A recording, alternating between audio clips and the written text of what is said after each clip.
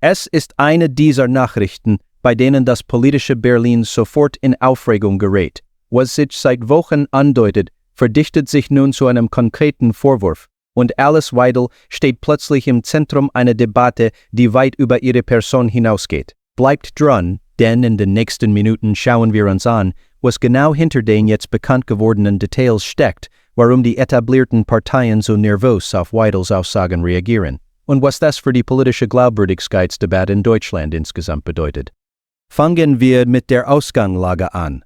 Alice Weidel ist seit 2017 Fraktionsvorsitzende der AfD im Deutschen Bundestag und seit Januar 2321 Grand Payload Bundesvorsitzende der Partei. Sie gilt als das wirtschaftsliberale Gesicht der AfD, promoviert in Wirtschaftswissenschaften, mehrere Jahre bei Goldman Sachs tätig, rhetorisch versiert und medial präsentiert wie kaum ein anderes Mitglied ihrer Partei. In Umfragen hat die AfD bundesweit seit Monaten zwischen 17 und 20% Zustimmung, laut aktuellem INSA-Sonntagstrend, zuletzt bei 18%. Weidel ist das Aushängeschild dieser Bewegung, die Stimme, die das Establishment herausfordert, das ist das offizielle Bild, das die Partei von ihr zeichnet. Aber genau hier fängt das eigentliche Problem an, denn wenn man genauer hinschaut, offenbart sich ein Widerspruch, der in der bisherigen Berichterstattung kaum die Aufmerksamkeit bekommen hat, die verdient. Weidel fordert seit Jahren in aller Öffentlichkeit strikte Transparenz von der Politik, klare Regeln für staatliche Finanzierung und die vollständige Offenlegung von Interessenkonflikten. Was aber, wenn genau diese Standards an die eigene Partei angelegt werden? Schauen wir uns die Zahlen und Fakten an, denn sie erzählen die eigentliche Geschichte. Im Jahr 2019 wurde bekannt, dass die AfD-Fraktion in Baden-Württemberg illegale Parteispenden in Höhe von $102.000 an Hours erhalten hatte, darunter Zahlungen aus der Schweiz, die nach deutschem Parteiengesetz strikt verboten sind. Der Bundestagspräsident verhängte daraufhin eine Strafzahlung in Höhe von 396,0 Euro gegen die Partei, das Dreifache der illegalen Spendensumme, wie es das Gesetz vorschreibt. Weidel selbst war damals Vorsitzende der Bundestagsfraktion. Sie bestritt jede persönliche Verantwortung und bezeichnete den Vorgang als Verwaltungsfehler. Das Ermittlungsverfahren gegen sie persönlich wurde eingestellt, mangels hinreichenden Tatverdachts. Soweit die offizielle Version, doch was in dieser Geschichte strukturell aufscheint, ist bemerkenswert.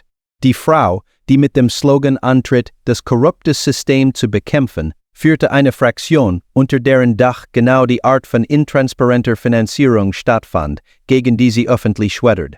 Der CDU-Politiker Armin Laschet sagte damals im Bundestag, man erwarte von jeder Partei, die Transparenz fordere, dass sie diese auch selbst lebe. Das war eine direkte Spitze gegen Weidel und sie blieb ohne substanzielle Antwort. Das Muster setzt sich fort. Weidel tritt seit Jahren für strikte Einwanderungsbegrenzung ein, für die Rückführung von Migranten, für das Ende der sogenannten Willkommenskultur, das ist der Kern ihres politischen Programms. Gleichzeitig lebte sie über mehrere Jahre mit ihrer Partnerin, einer sri-lankischen Staatsbürgerin, und deren gemeinsamen Kindern in einem Haushalt zusammen, und beschäftigte, wie 2018 durch Recherchen des Spiegel bekannt wurde, eine syrische Asylbewerberin als Haushaltshilfe. Das an sich ist kein Verbrechen, im Gegenteil. Aber es ist ein Widerspruch, der im politischen Diskurs schlicht nicht ignoriert werden kann.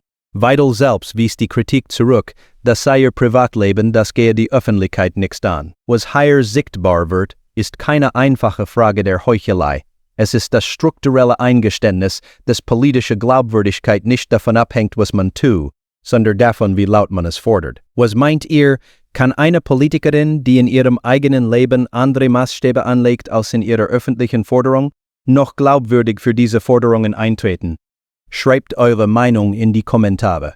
Gebt einen Like, wenn ihr findet, dass Politiker die Regeln, die sie anderen auferlegen wollen, auch selbst leben sollten. Abonniert den Kanal und aktiviert die Glocke, damit ihr kein Video verpasst.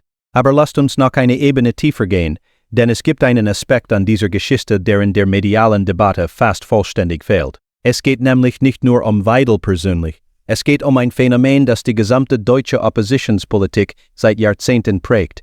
Die systematische Schere zwischen dem, was Oppositionsparteien fordern, und dem, was sie selbst praktizieren, sobald sie Macht oder Mittel haben. Das ist keine Eigenheit der AfD.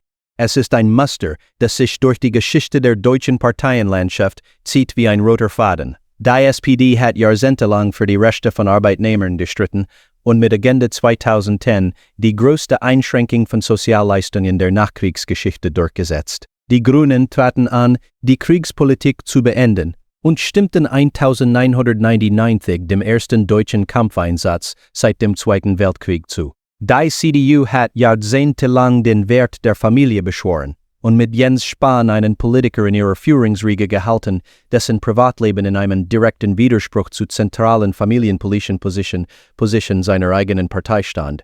Was Weidels Fall von diesen historischen Beispielen unterscheidet, ist die Schärfe der eigenen Selbstdarstellung. Die AfD hat ihr gesamtes politisches Kapital auf dem Versprechen aufgebaut, anders zu sein, ehrlicher, direkter, unbequemer. Wir sagen, was ist. Das ist der Leitspruch. Je lauter dieses Versprechen, desto größer der Fallhöhe, wenn die Realität nicht dazu passt. Und genau das ist der Grund, warum diese Debatte nicht in erster Linie eine über Weidel ist, sondern über das Grundproblem jeder populistischen Bewegung. Wer das System angreift, muss selbst makellos sein. Wer es nicht ist, liefert dem System die Munition, die es braucht. In der Politikwissenschaft nennt man das den Glaubwürdigkeitsparadox populistischer Parteien.